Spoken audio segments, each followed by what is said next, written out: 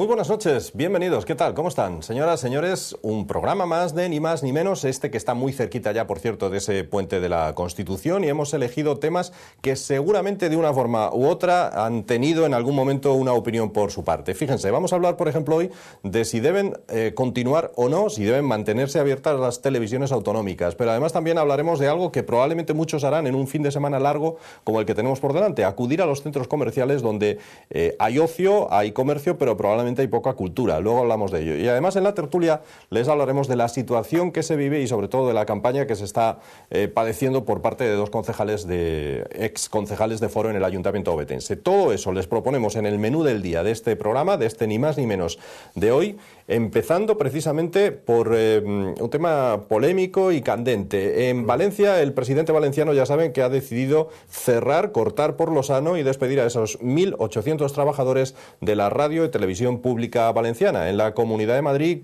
prácticamente pasó lo mismo, se recortó hasta los extremos la televisión madrileña y eso probablemente a muchos les lleva a pensar aquello de cuando veas las barbas de tu vecino remojar. Con nosotros está Pablo González, consultor, economista, que entiende muchísimo de estos asuntos y al que le vamos a preguntar. Pablo, bueno, en primer lugar, bienvenido, ¿no? Víctor, buenas noches, gracias. ¿Deben mantenerse abiertas las televisiones autonómicas en una situación como esta, que hay que priorizar gastos o no?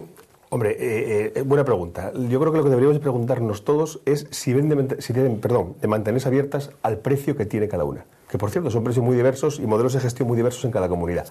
La cuestión es, el tema de las televisiones autonómicas, como el tema de un montón de servicios públicos, yo creo que ahora ya toca replantearnos si de verdad debemos de mantener eso pagado con los impuestos de todos nosotros o si debemos de ajustarnos y decir, bueno, pues mira, este no es el modelo de gestión, esto tiene que cerrarse o reconvertirse o tiene que ser público quizás de otra manera. Yo creo que hay que replantearse el modelo absolutamente. Hay una enorme disparidad de presupuesto entre las televisiones autonómicas. Los partidarios de la asturiana dicen que es de las más baratas de España. Sí, salió una estadística el otro día publicada, en algún sitio lo vi, y es de las más baratas.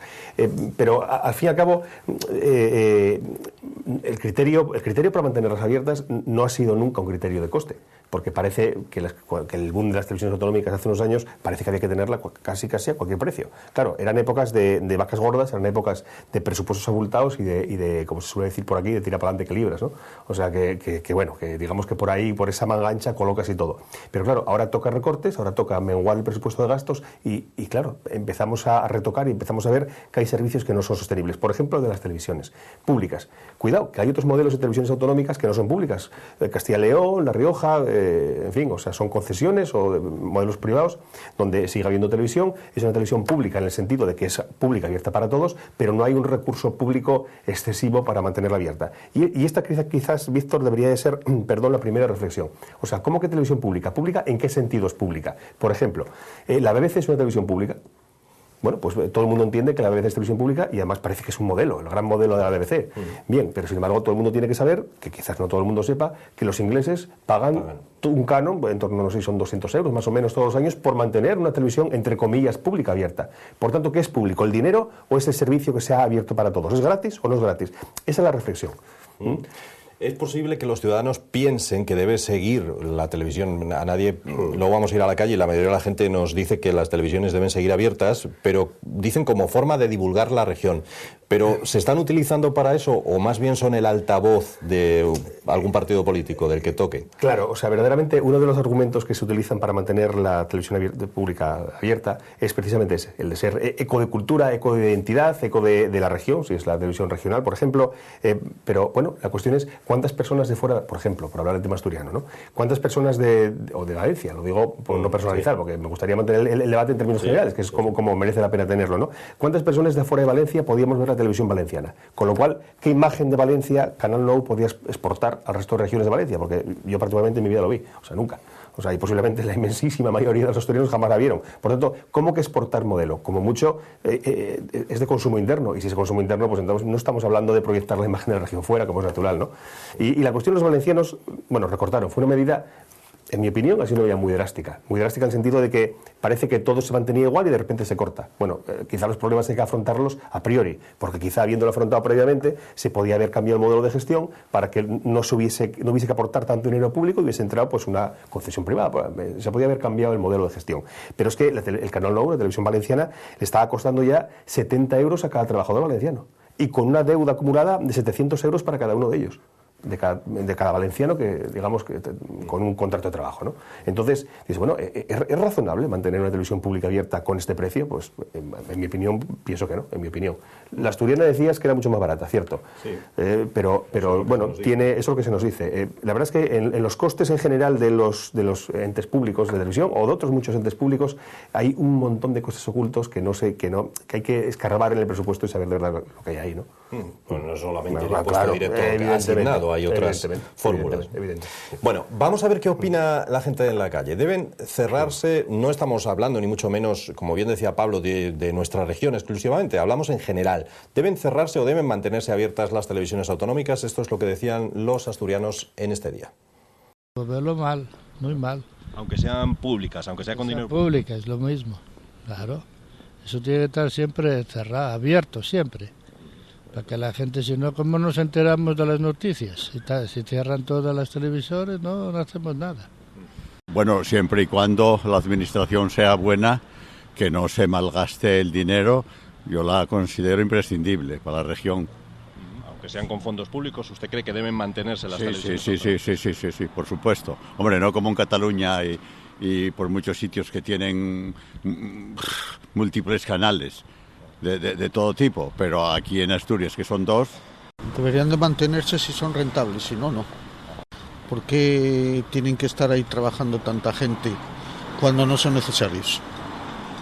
Por eso, porque se está empleando el dinero de los demás, o de todos, para beneficio de unos pocos. Son las cuevas de los políticos y de los sindicatos. Pues estas eran las opiniones de los ciudadanos en la calle. Pablo, no sé si algo quieres responder a quienes opinaban. Sí, bueno, la verdad es que en la calle parece que no gusta. La verdad es que a nadie le gusta que cierren una televisión. O sea, si está abierta, si no molesta, digamos, o sea, aunque no la vea, pues bueno, si alguien la ve, pues parece que tiene que ser, ¿no? Pero lo que está claro también es que mucha gente, o al menos una parte de las personas, se plantea decir, bueno, ¿abierta a qué precio? ¿Cómo? ¿Con qué modo de gestión? ¿Cuánto nos cuesta? Y esa es la cuestión. O sea, antes decíamos el modelo, por ejemplo, inglés de la BBC, pero es que su servicio público a la televisión, por supuesto en Inglaterra también, pero se paga mediante el equivalente a una tasa. Aquí ahí es un canon, ahí podría ser una tasa, un precio público, depende del modelo que se adoptase. Pero claro, es que verdaderamente, digamos que el servicio público es ofrecerlo a quien se lo pueda pagar. Y luego, quien alguien se lo paga, como el agua, por ejemplo, es obligación de la administración pública local, por ejemplo, suministrar agua corriente, potable en todas las casas. Esa es su obligación. Oiga, pero no gratis. Entonces, ¿por qué la televisión sí? Y será más importante tener agua corriente y potable en casa que no ver la televisión, digo yo, ¿no? Bueno, pues apliquemos el mismo criterio, digamos. Por ponerles un ejemplo a nuestros espectadores, el canal valenciano, la radio y la televisión valenciana tenía 1.800 trabajadores. Antena 3 para toda España, que tiene también cadenas de radio y de televisión, tiene 1.300. A lo mejor están sobredimensionadas algunas de estas televisiones. Claro, si fuese privada, desde luego que no estaría sobredimensionada, porque el empresario ya se encargaría de mantener los costes aquilatados para no perder dinero. Esa es la primera reflexión. Desde luego, en mi opinión, habría que apostar por un modelo absolutamente privado. Bien, en el marco público que se quiera, pero de gestión privada 100%. Bien, eso por un lado. Pero por otro lado, el hecho de que esté sobredimensionada de trabajadores, como verdaderamente estaba. Yo estos días, y lo hemos todos podido ver en los medios de comunicación, se ha utilizado como un chantaje, literalmente, como un chantaje para no cerrar, un argumento, chantaje para no cerrar la televisión. Oiga, y que trabajen desgraciadamente 1.800 personas en esa televisión, que sea insostenible, salvo con los impuestos de todo el mundo. O sea, y eso es justificación para que tenga que seguir abierta con los impuestos, pagada con los impuestos de todos los valencianos. O sea, es como las minas. O sea, es razonable que las minas que pierdan dinero, no todas pierden, pero las que pierdan dinero tengan que seguir necesariamente abiertas pagándose con el dinero de todos, simplemente por las cosas que se dicen de que hay muchos puestos de trabajo o de que es un modo de vida. Oiga, ¿pero por qué? O sea, ¿por qué no se les pregunta a las personas antes de sacarles su dinero de los impuestos si quieren utilizarlo para mantener negocios que son absolutamente no rentables, como por ejemplo la televisión? Por tanto, mucho ojo con ese tipo de pulsos, con ese tipo de chantajes que se utilizan a veces muy abiertamente y muy alegremente, porque no deja de ser una extorsión al resto de ciudadanos. Se pretendía que con estas televisiones autonómicas se revitalizara el sector en muchas regiones. No sé si crees que eso se ha conseguido. Sí, ha sido una buena excusa en su momento, pero a la vista está. O sea, a la vista está. Al final, y esta reflexión sirve para todo, o sea, al final, digamos que el servicio público que puede hacer una administración a un sector económico determinado puede ser iniciar el lanzamiento de ese sector con una demanda inicial, o sea, siendo comprador. de servicios, pero siempre y cuando los oferentes, los que crean esos servicios, sean empresas privadas. Porque entonces sí que se podía haber conseguido quizás toda una industria, digamos, del mercado audiovisual, etcétera. Quizás. Yo creo que, en mi opinión, éramos un tamaño demasiado pequeño para conseguirlo, pero bueno, quizás, no digo que no. Pero de esta manera, el único modelo que funciona sería este. En demanda pública, digamos que creas el cliente donde no existe previamente un cliente, eso genera una serie de gestión de empresa y genera unos servicios de empresa privada competitiva, y a partir de ahí, con ese cliente garantizado, que es el cliente público, la empresa podría competir en los mercados y así sí se podría haber creado. Pero el modelo público, básicamente con una concepción muy de izquierdas de la sociedad, de izquierda socialdemócrata, intervencionista, al final nunca jamás crea un sector industrial. Estamos hablando de las televisiones autonómicas desde el punto de vista, Pablo González Loés, de la economía pura y dura, pero si hablamos de ellas desde el punto de vista político, bueno, son utilizadas en buena medida por los políticos de turno, ¿no? Bueno, que quizás deberíamos de preguntarnos si ese es el motivo para mantenerlo abierto y dejarnos de tonterías. O sea, dejémonos de que en muchos casos se utilizaban para educar o para hacer promoción de la región o, en fin, para ofrecer una programación de calidad. Si es que en muchos casos se utiliza para tener un eco, un altavoz. Oiga, no nos engañemos, o sea, Víctor, o sea, la época de televisión española la única, del franquismo se le pasó. O sea, permitamos que todo el mundo elija qué televisión consumir con su bolsillo y comprando, como permitimos que todo el mundo elija qué bebida beber, qué comida comer o a qué restaurante ir. Bueno, lo último que quieras decir, Pablo, sobre este asunto que nos ocupa. Yo creo que es como tú bien decías, es un tema absolutamente polémico, lo ha sido en esos días, pero esta ha sido la primera, bueno, la segunda, porque como también bien decías, en Madrid tenían una televisión madrileña que se ha ajustado, y yo quisiera reflexionar contigo, y casi podemos hacerlo extensivo a las personas que nos puedan estar escuchando en este momento o viendo. ¿Qué ha pasado en Madrid a raíz del ajuste de la televisión madrileña? ¿Ha pasado algo? No ha pasado nada. O sea, me refiero que los madrileños siguen viviendo igual de bien o de mal que vivían antes. Es lo mismo que se vivía antes de crear la televisión autonómica. Por tanto, no hagamos de esto un mundo y no caigamos en la demagogia, que muchas veces es una demagogia interesada por sectores políticos o no políticos, para mantener artificialmente un expolio más del bolsillo de todos los ciudadanos. Por defender a quienes ejercen mi misma profesión. Si aplicamos esa doctrina de si quitamos esto no pasa nada a otras cosas, podemos aplicarla a muchas cosas, ¿eh? No, pero precisamente, si fuese una gestión pública y un producto generado por una empresa privada, al final sí pasaría algo, porque las personas que están pagando por ese servicio, acto seguido se lo cortan y se molestan, se enfadan, pierden algo que están comprando. Lo que se regala no se valora, y eso suele pasar. Me refiero, ¿en la Junta pasaría algo si en lugar de 45 hubiera 35? No, evidentemente no. Al día siguiente no pasaría absolutamente nada. Todos. Exactamente. Pablo, muy interesante siempre lo que nos cuentas. Pablo González, consultor y economista. Hoy hemos querido abordar este tema de las televisiones autonómicas públicas y seguramente volveremos a tratar el asunto, mucho me temo, si es que surgen nuevos casos. Que surgirán. Desgraciadamente surgirán porque al final son dramas personales, no nos engañemos. Evidentemente. Muchísimas gracias, Pablo. Gracias a vosotros. Y hablamos ahora de, como decíamos al principio, una costumbre que seguramente algunos ejercerán este mismo fin de semana, lo de ir a los centros comerciales como forma de ocio. Hablamos de ello con Rosa Trapiello.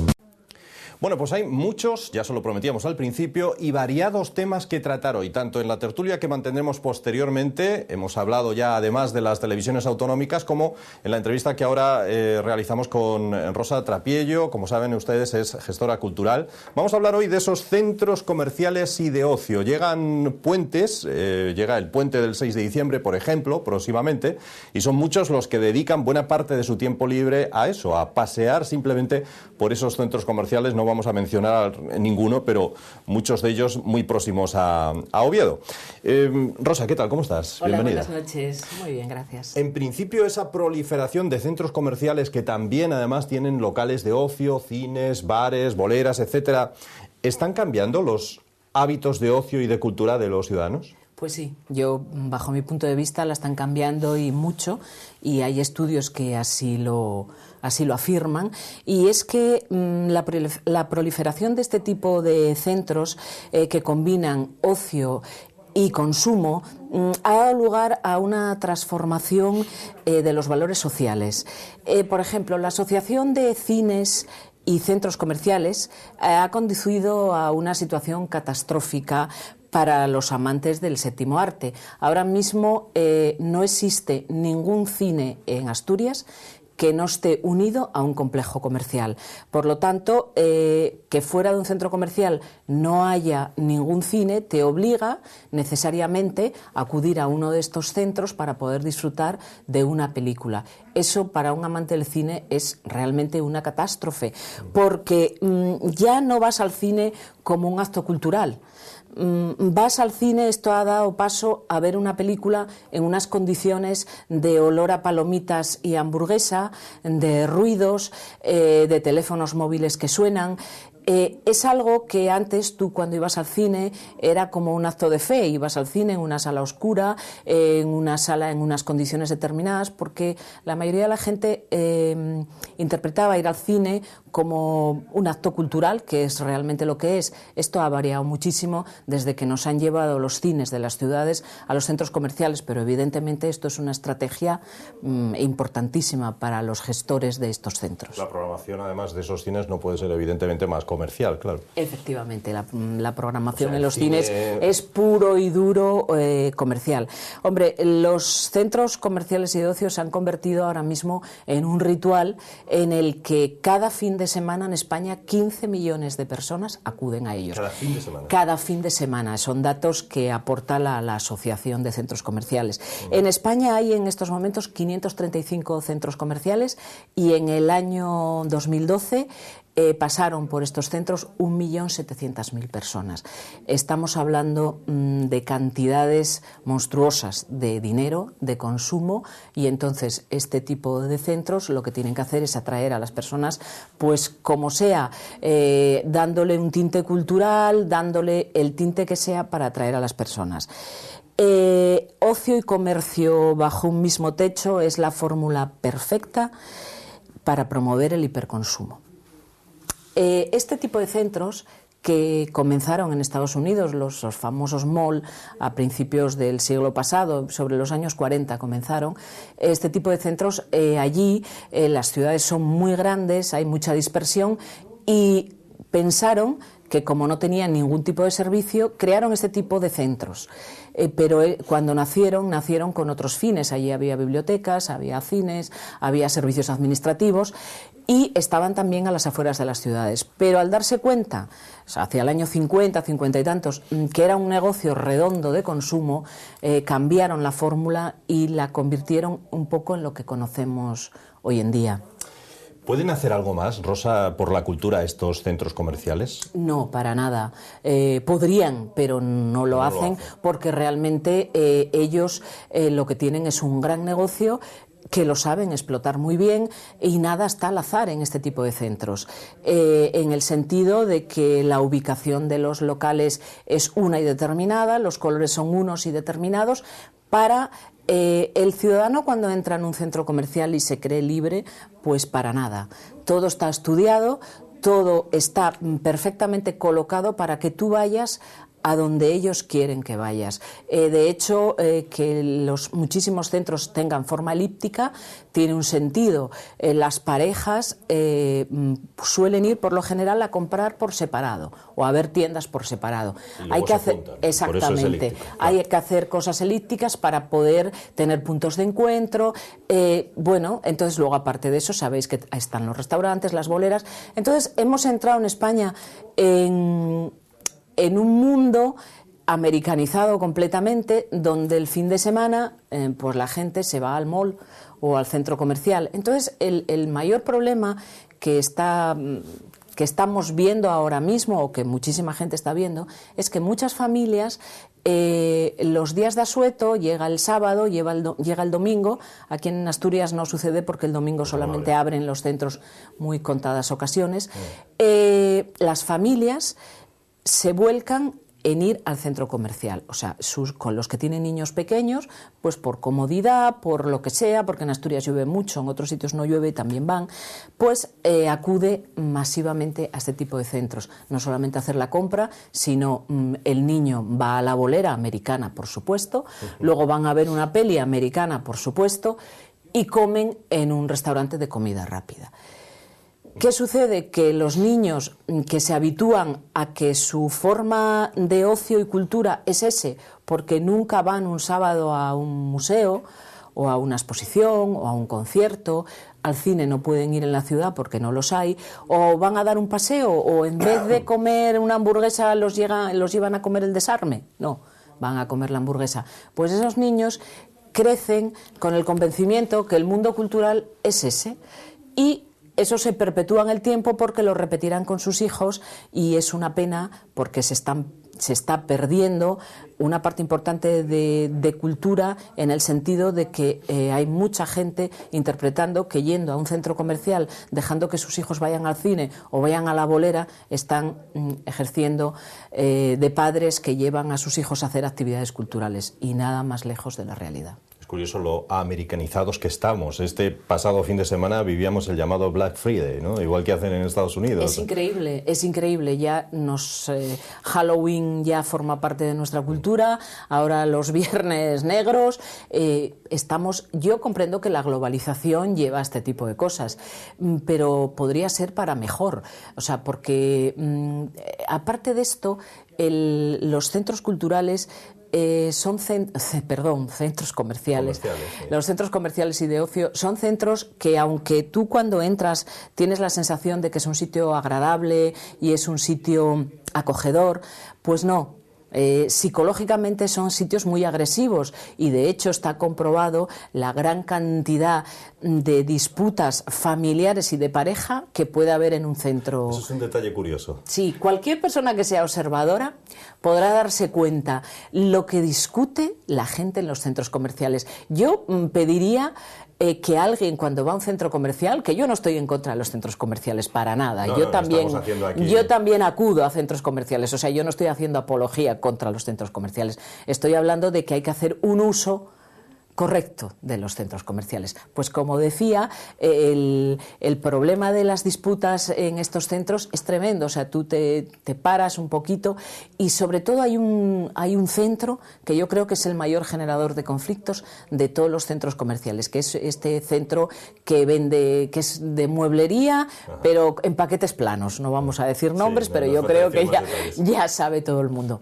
¿Y por qué? Sitio a la hora de cargar, sobre todo, es tremendo. O sea, tú caminas por ese centro comercial y siempre estás oyendo discutir personas diciendo: eso no entra en mi coche, eso es muy grande, mira qué horas venimos. En fin, es algo como para analizarlo. Exactamente, porque además este tipo de sitios nos ha convertido en personas que tienen distintos oficios. Tú vas concretamente a este sitio del que hablamos, y tú vas a comprar y te conviertes en carpintero, en porteador, porque tienes que cargar con cosas que a veces pesan 1 tonelada. Tienes que ser como un reponedor, tienes que ir a la fila 27 en el pasillo 45 y encontrarlo, si es que lo encuentras. Y luego el mayor problema llega cuando llega la gente a su casa y tiene que hacer de carpintero. Ahí ya el problema se multiplica por 100. Eso es para verlo, pero ahí deben surgir muchas discusiones familiares. Muchísimas. Yo creo que esto da para comedia, sí, pero muy buena. Por último, Rosa, ¿se puede cambiar la inclinación, los hábitos de los ciudadanos en todo esto? Porque decías tú antes que desde pequeños es casi donde nos llevan y lo que hacemos. Es muy difícil. Yo creo que en estos momentos es muy difícil cambiarlo. Yo creo que esto se puede cambiar desde la familia. Si las familias son conscientes de que ir al centro comercial está muy bien, ir a la bolera está muy bien, y ir al cine en el centro comercial no nos queda otro remedio porque no hay otra, está bien, o ir a comerse una hamburguesa también está bien de vez en cuando, pero que la vida de 15 millones de personas semanalmente, el fin de semana, gire en torno a ir a un centro comercial, a mí me parece muy preocupante, porque se puede ir al centro comercial a hacer la compra, perfecto, pero que tú lleves a tus niños y consideres que mientras tú haces la compra los dejas haciendo actividades como el cine, como la bolera, y una semana y otra, y otra, y otra, y los niños, bueno, pues lo deben pasar muy bien. ¿Por qué? Porque no conocen otra cosa. O sea, es que para que algo le des aprecio, debes conocerlo. Y, por desgracia, es muy difícil en estos momentos para los niños de entre 6 y 12 o 13 años tener alternativas. Es muy difícil, pero eso está en la mano de los padres. Pues hemos querido hablar de este asunto hoy, sin duda interesante, relacionado con la cultura, pero casi también con la psicología. Es verdad que está todo muy estudiado a la hora de instalar y de poner en marcha un centro comercial de esta magnitud, como los que pueblan nuestra geografía asturiana, que por cierto es de las regiones que más centros comerciales y de ocio tienen. Hemos querido hablar hoy de otra cultura, entre comillas, de los centros comerciales y de ocio. Después, en la tertulia, hablamos de otros asuntos. Vamos a centrarnos sobre todo en esa crisis que vive Foro en el Ayuntamiento ovetense. Muchísimas gracias, Rosa, y hasta dentro de un momento. Hasta dentro de un momento. Volvemos enseguida, señores.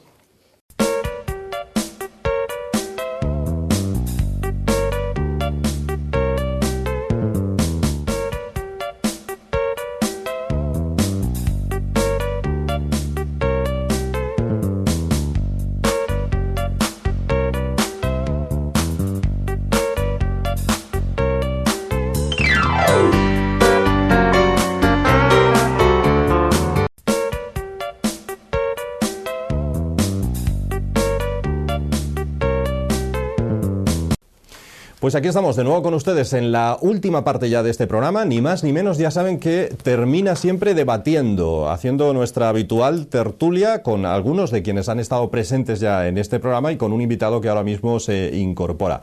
Ahora han visto ustedes esa campaña, para algunos nefasta, que se está haciendo en cuanto a los 2 concejales que Foro tenía en el Ayuntamiento ovetense y que ahora son concejales no adscritos. Vamos a hablar de este asunto hoy, especialmente, entre otros temas, en la tertulia, porque con nosotros está Manuel Fernández Ruiz, que es uno de esos 2 concejales y que es además médico de profesión.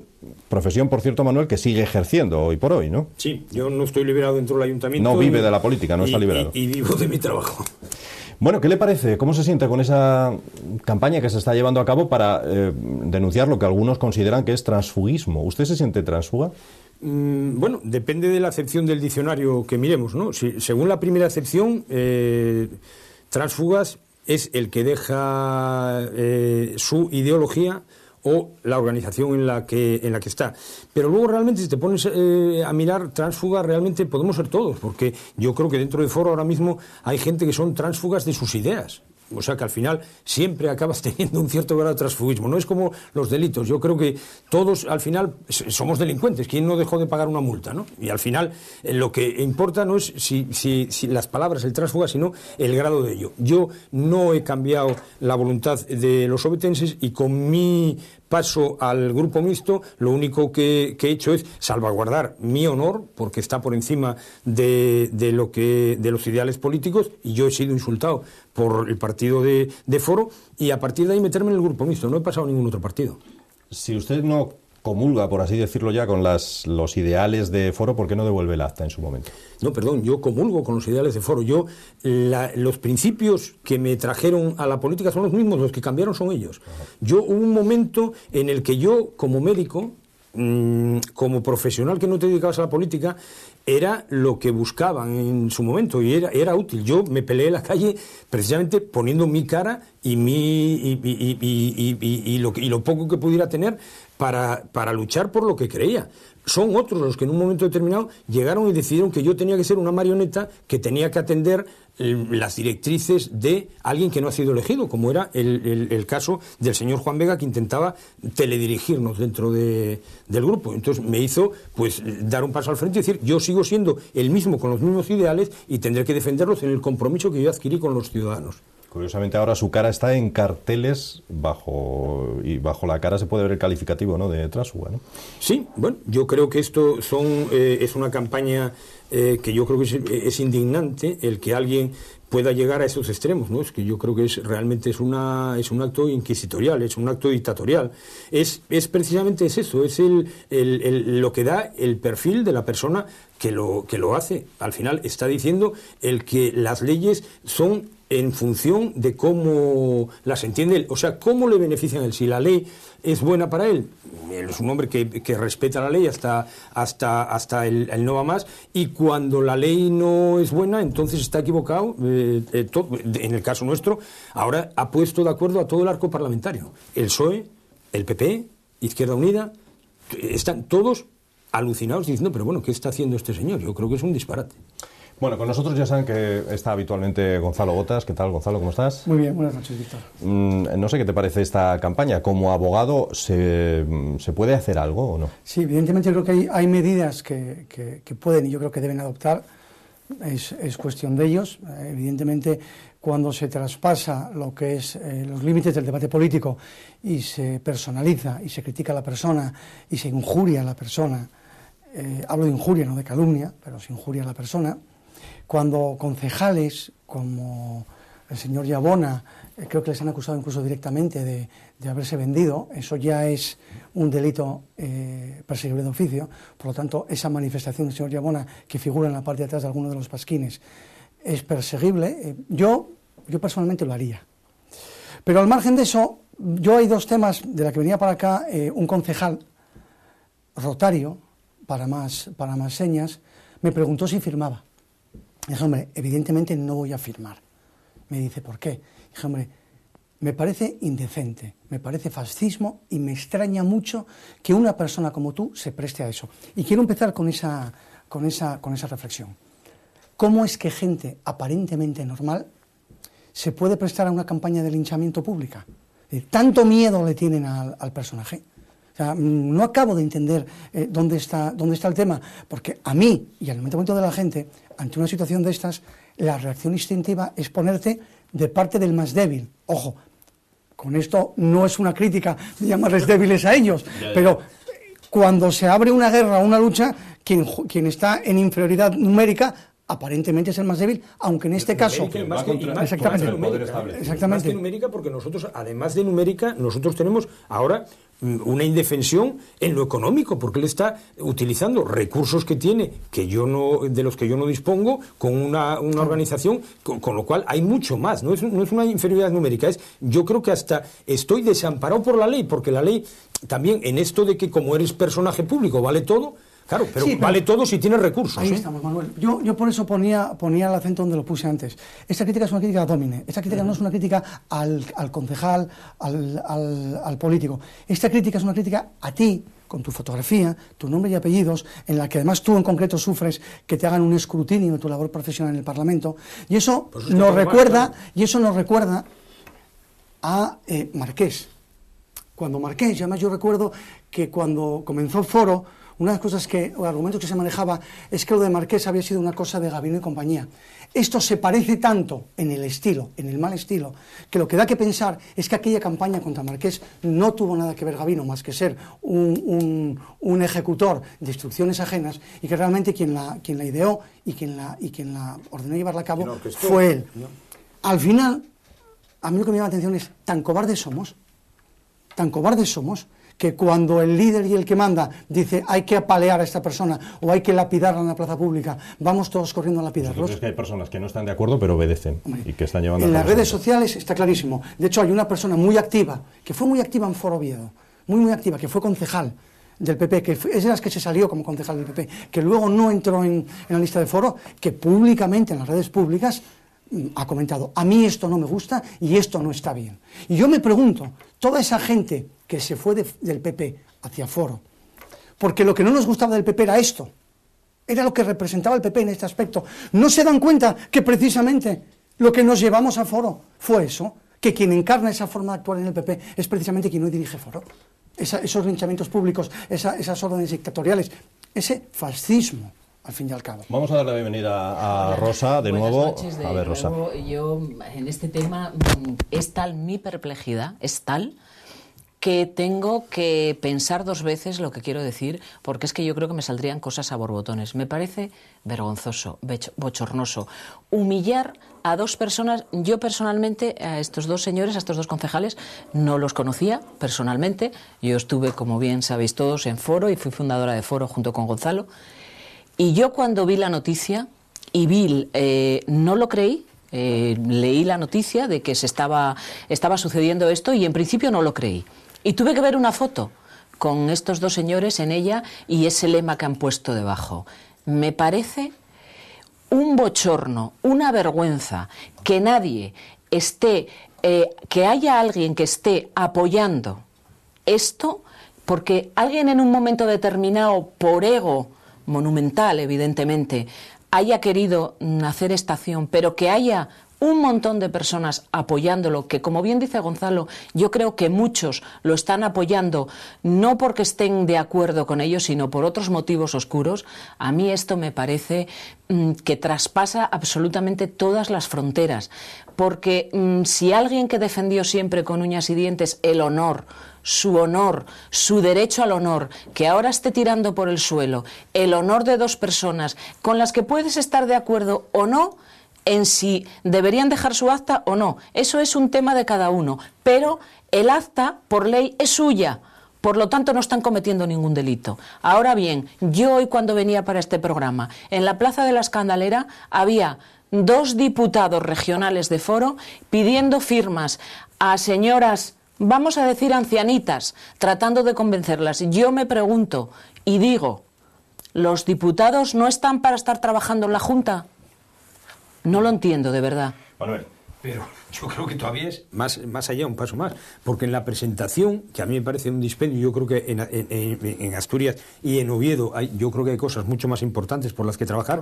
El día de la presentación estaba el presidente de un partido, diputado nacional el lunes, aquí, recogiendo firmas, el senador nacional recogiendo firmas, una gran cantidad de concejales, de diputados regionales y los concejales de Oviedo. O sea, al final dices, pero bueno, es verdad que se puede dilapidar así los recursos públicos, tanto humanos como económicos, por algo que además al minuto 2 él reconoce que dice, y además ya sé que no nos lo van a dar porque yo sé que el acta es de ellos, que claro, lógicamente yo creo que eso es además dentro de la ley lo que hace es salvaguardar que en un momento determinado un partido pueda al final chantajearte, y tú que eres abogado lo sabes, chantajearte para decir, coaccionarte para decir, vas a hacer lo que yo diga. Y yo creo que en la política tenemos que dejar a la gente que se exprese y que sea responsable. Yo puedo ser responsable de lo que yo haga, no puedo ser responsable de lo que el que no ha votado. Es un aviso a navegantes también. Iba a preguntarte sobre eso, es justo la frase que estaba escribiendo, sí señor. Es un aviso a navegantes para que otros tengan en cuenta lo que pueda ocurrir también. Claro, para decir cuidadín, porque si a estos señores... Ahora bien, yo también tengo una pregunta. En Llanes hay 4 concejales no adscritos, 4. ¿Por qué en Llanes no se hace esto? Yo sé la respuesta, no la voy a decir. Pero en Castellón 1... Y si la gente piensa un poquito... Por ahora. En Castellón 1 que pasaron 5, en Ponga llegaron a tener 4 no adscritos, que además los echaron y a los 8 meses los recuperaron. Sí, o sea que no fueron tránsfugas durante 8 meses. Hombre, la historia la conocemos y yo creo que Gonzalo y yo muy bien, y podíamos contar muchas cosas. Que no viene a qué, porque no vamos a entrar en el perfil barrio bajero de todo esto. Pero hay muchas cosas para contar. La primera acepción de tránsfuga, lo comentábamos antes Manuel y yo, la tiene el propio Cascos. Cambia de partido de ideología y se va a otro. Eso, con el diccionario en la mano, es tan tránsfuga como ellos. Por lo tanto, es decir, pero al final, mira, yo es que iba a lo que iba antes un poco. Si esto tiene que servir para algo, porque aquí el tema no está en que un concejal se pueda ir o no. El concejal se va, si le da la gana, pues se permite la ley y punto. Y hasta ahí, punto. ¿El problema dónde está? El problema está en la coacción. Un partido político no puede presentarse a unas elecciones con el bagaje de que toda su actividad política la centra en la coacción, porque es coacción pura lo que están haciendo. Es coacción pura lo que casi sufrimos algunos, siquiera incipientemente, porque no aguantaron ni el primer asalto, y eso se puede decir. Pero lo que tú dices, Gonzalo, yo creo que esa coacción, fíjate que yo estaría dispuesto a admitir que en sede plenaria del ayuntamiento a lo mejor se me pidiera el acta de concejal y se me recriminara porque que no es su sitio. Efectivamente. Lo que no me parece de recibo, porque tú decías la foto de ellos. No, es mucho más. Es una campaña publicitaria con cuñas de radio y con faldones en los periódicos. bueno, en el periódico de ellos, en el Comercio, porque luego en otros no. Y en las televisiones, pues no sé si aquí habrán puesto algo. Es una pena porque económicamente nos vendría hasta bien, ¿no? Que... Estaría muy bien, pero no, en este caso tampoco. Tampoco. En eso se Vaya por Dios, hombre, vaya por Dios. Dos críticas, Manuel, que se le puede hacer desde la calle. Una, ustedes ahora, como concejales no adscritos, están apoyando en las votaciones al Partido Popular. No. A ver, el problema es que cuando vienes de una ideología que es la misma, con el mismo programa, con prácticamente todo igual, es muy difícil discrepar. Yo donde encuentro la discrepancia es cómo es posible oponerte a las tasas cuando resulta que es que no llevas ni cifra. O sea, tú haces un escrito en el que dices, yo pido, no sé lo que pido. La cifra que sale, según lo que lees, es el 0,73. Le dan el 0,72 y no quieren más. O sea, no saben ni lo que quieren. Yo estoy votando con el Partido Popular donde creo que debo votar con el Partido Popular, intentando defender los intereses de los ciudadanos que me votaron. Es verdad que al final, en muchas ocasiones, pues tendremos que coincidir, no en todas. Ya.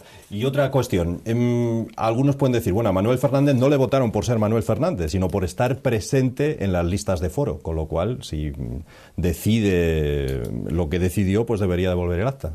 Bueno, con esa argumentación. Yo digo la siguiente, o sea, es la lista de foro utilizó a Manuel Fernández, entonces, ¿qué va antes? ¿Oíste? ¿El huevo o la gallina? Al final, efectivamente, yo consigo la acta de concejal en foro y yo creo que foro consigue los votos gracias a que está Manuel Fernández. Porque yo cuando llegué a la lista de foro, las encuestas nos daban 0 representación en el ayuntamiento. A lo mejor yo tengo algo de parte. Y ellos dicen, es que los votos de estos señores no nos representan. Toma, menos mal. Es que yo no quiero representar a esos señores. Yo te voy a decir otra cosa, que como yo sí ahí, hasta ahí sí estaba en foro, hasta ahí sí conozco lo que se hizo, y aunque no estaba encargado Oviedo, sí sé que hay mucha gente en Oviedo que se arrugó. Es decir, no olvidemos que Oviedo era Gabino en aquel momento, y que poner cara para enfrentarse a Gabino exigía un cierto nivel personal, decir, oye, yo aquí voy, porque hay gente... Compromiso. Y aquí hay gente que reculó. Todos sabemos un poco de política, que las campañas políticas no las financia Francisco Álvarez Cascos, ¿eh? Claro. La financia el empresario que hace la aportación y que el cargo público trae, en ocasiones con dinero de su bolsillo, los cargos públicos. Y desde aquí reto a foro, me encantaría que lo hiciesen, a que aporte copia de las transferencias hechas desde la sede regional a la cuenta, si es que existe, del grupo municipal. A ver si Foro alguna vez dio algo de dinero al grupo municipal. El señor Cascos, a ver si es él el que les pagó la campaña o esto es al revés. Pero mira, hay un dato en el que no nos fijamos siempre con los personajes públicos. Uno de los, digámoslo así, imágenes en las que se mide o se quiere medir en un acto de soberbia Cascos es Churchill. Cascos alguna vez, más de una, repite esa frase de que cuando le hablan de cambiar de partido, que muy poca gente es capaz de cambiar de partido y mucha menos gente como yo cambiar de partido y volver al mismo, ¿no? Es decir, Cascos, que hace un canto al transfugismo refiriéndose a esa parte de Churchill, parece mentira que luego ataque a esto, pero tiene una cosa buena, esto de esta campaña de Foro, lo siento por ellos, tiene una cosa muy buena, que es que nos ha descubierto a Niemöller, porque hay una famosa frase que se achaca a Bertolt Brecht, y además nos ha hecho ser un poco más cultos. Todo el mundo creía que era de Bertolt Brecht, la famosa frase esa de primero vinieron a por los judíos y como vinieron los judíos no hice nada, y siguen, y luego cuando vinieron a por mí no había nadie, que esa frase es de Niemöller. Mira, por lo menos nos ha servido este tipo de actuaciones para que a la hora de buscar fundamentos a por qué no se puede hacer esto, a por qué no se puede hacer estas cosas, encontrar pues ciertas citas literarias con una altura suficiente y además saber quién las dijo. Oye, tiene su encanto también, ¿no? Aprender un poco gracias a un ingeniero, aprender algo de cultura. Pero son cosas que no se hacen. Yo esta campaña, yo decía, si quiere de verdad conseguir firmas, y muchas, si es verdad, como dice el señor Bárcenas, que él cobró sobresueldos y la ley lo prohibía, si él pide firmas para devolver esos sobresueldos, estoy seguro que firma todo Oviedo. Seguro. Claro. Bueno, sí, Rosa, si queréis decir algo más y luego cambiamos de asunto. Una pequeña frase que es que yo creo que humillar a los demás de una forma tan espantosa como están haciendo ahora mismo con estas dos personas, lo único que te hace a ti es ser un poco más miserable cada día. Oye, yo no me resisto a poner sobre la mesa, por si lo queréis opinar, a unas declaraciones. Es curioso que Mercedes Fernández pueda llegar a decir algo así de Gabino de Lorenzo. Ha dicho Mercedes Fernández, presidenta del Partido Popular, sabéis que se está debatiendo el asunto de los presupuestos, que no se va a contar con el apoyo ni de Izquierda Unida, parece, ni de, desde luego, UPyD, y podría darse el caso de que los presupuestos regionales salieran adelante con los votos del PSOE y del Partido Popular, aunque parezca algo contradictorio. Bueno, pues Gabino de Lorenzo así ha apostado por ello, y Mercedes Fernández le ha respondido en las últimas horas este mismo día y ha dicho que hablar de algo que no se sabe es de gente poco consistente. Le ha llamado poco consistente a Gabino de Lorenzo. Yo no sé si vosotros, pero yo nunca había visto semejante cosa. Vamos. Yo tampoco, y me pareció perfecto, porque alguien le tendrá que decir a este señor que debe hablar donde debe y donde puede. Y claro, querer saltarse hasta la presidenta del partido ya me parece, yo creo que fue hasta suave la señora Mercedes Fernández, que estuvo perfecta, dijo lo que tenía que decir, que los presupuestos, primero el proyecto de presupuestos, habrá que leerlo y evaluarlo y ver si merece la pena apoyarlo, y luego darle el tirón de orejas que le dio a Gabino de Lorenzo, vamos, merecido o no merecidísimo. Yo creo que es que el señor Gabino Lorenzo es experto también en meterse en charcos. Cuando ve agua se tira de cabeza, es espectacular. Es que y efectivamente, además, como delegado del gobierno, yo creo que este alarde que ha hecho de poderío, creo que debería mejor no haberlo hecho, pero sin embargo sí, en la parte que comentabas, de decir, vamos a ver algo que sería inaudito, la unión de los presupuestos apoyados por el PP, a mí me sigue dando envidia Alemania. O sea, a ver si los políticos empezamos a trabajar por los ciudadanos y no a trabajar por los intereses del partido. A ver si nos dedicamos a sacar, si necesita Asturias unos presupuestos, ponte a trabajar, remángate, haz las correcciones que sean oportunas y ten luego el valor de apoyarlo y explícalo, te va a entender todo el mundo. El problema es cuando andamos contando medias verdades, ¿no? Bueno, y perdón que no. No, perfecto. Y luego el tema partidos, luego hay que darle la siguiente vuelta. Es decir, ¿cuenta Mercedes con el apoyo de Gabino? ¿O esto es una carga de profundidad frente a Mercedes? Y cuando hablo de Gabino hablo del PP de Oviedo. Sí. Al final todos sabemos esa lucha soterrada que hay por el PP de Oviedo, el posgabinismo, por controlar el partido a nivel regional. Y si la semana pasada decíamos, ya también podemos decirlo, que a mí que de política de Oviedo me hablen desde la regional de Foro, me parece fatal. Es decir, que sea Cascos quien decida si a estos señores hay que perseguirlos o no, me parece fatal. Es decir, que lo decida la Junta Local de Oviedo, y si tienen narices, es que vayan. La Junta Local había decidido que no lo hacía. Claro, pues estamos. Claro. Y si tienen narices y son valientes y defienden a Oviedo, que debatan ellos con vosotros. ¿Cuál es vuestro sitio? Lo que tú decías. Señores, vamos al ayuntamiento y discutimos. Pues aquí exactamente lo mismo. Tampoco me gusta que en el PP se quiera decidir a dónde va Asturias desde la Junta Local de Oviedo y desde Agustín Iglesias Caunedo, Gabino Lorenzo, Mortera y compañía. Entonces, es que al final es eso. Si representásemos a los ciudadanos, y un último argumento respecto del tema, volviendo, si precisamente Foro defendía, hay que acabar con la partitocracia, hay que defender al cargo electo respecto del elector, para que responda, para eso, para lo otro, y ahora reclamamos para el partido el acta del cargo electo, esto no hay quien lo entienda. Pues es precisamente justo lo contrario de lo que es tu leitmotiv fundacional. Esto es de locos. Yo quisiera preguntarle a Manuel, ¿tú? Sí me la sé. ¿Tú cuál crees que es el último fin de esta campaña? Aparte que ellos pretenden presionar para que devolváis el acta.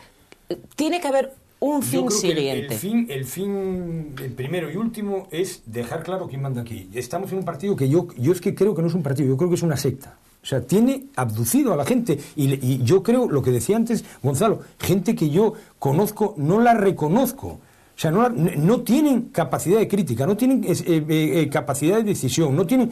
Digo, yo creo que primero hay que ser persona y luego político. No quiero un político que no sea previamente persona. Por supuesto. Bueno, por cambiar de asunto, que nos quedan muy poquitos minutos, empezábamos este programa casi de la misma forma en la que lo vamos a acabar, hablando de las televisiones autonómicas. En Valencia se ha cortado por lo sano y se ha enviado a la calle a todo el mundo que componía la plantilla de la radio y la televisión autonómica valenciana. En la Comunidad de Madrid no se ha llegado a cerrar, pero prácticamente. ¿Este es el fin de las televisiones autonómicas? ¿Creéis que debe empezar por ahí los recortes como algo que no es imprescindible, dicen algunos? Que se recorte en televisiones autonómicas no tiene por qué suponer el fin de la televisión autonómica. Lo que está claro es que es el fin de un modelo. O sea, es el fin de una televisión de cada jefecillo para dar sus noticias. ¿Por qué? Porque eso tiene mucho coste, exige muchos medios, y eso es lo que hoy en día, lo hablamos alguna vez, cuando estás en crisis, ya te empiezan a preguntar en qué gastas el dinero, por qué hay para esto y por qué no hay para lo otro. Entonces, quizás lo que hay que explorar son nuevos modelos, hacer concesiones, hacer otras cosas que permitan tener un servicio divulgativo de una forma razonable, porque además la administración en televisión tiene que divulgar, no tiene que crear opinión, no tiene que tener programas de opinión, no tiene que tener noticias casi siquiera, salvo que las noticias sean poco más que lo que hace una agencia de noticias, que es contar lo que pasa. Pero todo lo que lleva programas de debate y todo eso en una televisión pública no deberían existir, porque eso es adoctrinamiento, eso es estar utilizando medios públicos para obtener un beneficio, porque al final, si haces lo que manda el jefe, tu programa sigue, si no lo haces, tu programa te lo cortan. Entonces, yo creo que es el fin de un modelo. Sí, yo estoy de acuerdo con Gonzalo. Creo que no deberían cerrarse las televisiones, sino que hay que cambiar el modelo, hay que cambiar, sí, la fórmula. Hay muchas fórmulas. Vosotros en esta televisión conocéis bien las fórmulas. Se puede sobrevivir sin dinero público y yo creo que por ahí debe ir la fórmula, que las televisiones continúen emitiendo, pero sin la monumental cantidad de millones de dinero público que se han dilapidado. Manuel. Yo creo que es un debate muy complejo. Primero, bueno, yo creo que desde mi ideología política, yo creo que al final las cosas tienen que ser rentables. En algunas ocasiones tú puedes gastar dinero público porque tiene un fin, que es un servicio público en un momento determinado. Y lo que sí que creo que es un disparate es que no hay una televisión autonómica que esté dimensionada. No es posible que estemos oyendo que en la televisión autonómica de Valencia había 1.600 trabajadores cuando en Antena 3 hay 1.300. O sea, no es posible. No es posible. O sea, tú al final lo que tienes es que dimensionar lo que tienes a dónde va. A lo mejor llega un momento en el que hay que hacer una mezcla entre lo público y lo privado. A lo mejor yo como ayuntamiento, yo como comunidad autónoma, si va a dar un servicio a los ciudadanos, a lo mejor tengo que aportar algo de dinero. No tengo por qué aportarlo todo. Y luego lo que sí que tiene que ser es un modelo que sea rentable y a lo mejor hay que buscar una colaboración público-privada que yo creo que no sería ningún disparate, ¿no? Muy bien, pues nos tenemos que despedir porque se nos acaba el tiempo. Hablaba antes Rosa, y con eso vamos a terminar, de las disputas que crean en los centros comerciales entre muchos matrimonios. ¿Os ha pasado alguna vez de ir con la mujer o con el marido al centro comercial y salir discutiendo, Gonzalo? No, a mí lo que me pasó, de lo cual me agradó mucho en su momento, es que mis hijos cuando eran pequeños, iban en sillita de ruedas, se metían en un centro comercial y empezaron a llorar. Y eso me liberó. Eso fue algo genial. O sea, era entrar con la sillita y del ruido se estresaban, se ponían a ayudar y nos teníamos que ir. No volvimos. O sea, la vas a comprar y punto. Yo permanentemente, es que odio ir de compras con mi mujer porque es que la primera que haces, llega, te pruebas un pantalón, oye, qué bien te queda, vamos a ver otro. Coño, pues si es el que me gusta, lo he visto. Y nos va bien de dinero, de color y de forma. ¿Por qué vamos a probar otro? No, pues hay que probar 3 más para demostrar que al final me tengo que llevar el primero, ¿no? Pues bueno, sí nos pasa. Rosa, muchísimas gracias por proponer además ese tema, y a los 3 por estar aquí presentes, y a ustedes decirles que volvemos ya la próxima semana, después del puente. Que pasen ustedes unos días, un puente muy agradable. Volvemos el próximo jueves. Buenas noches.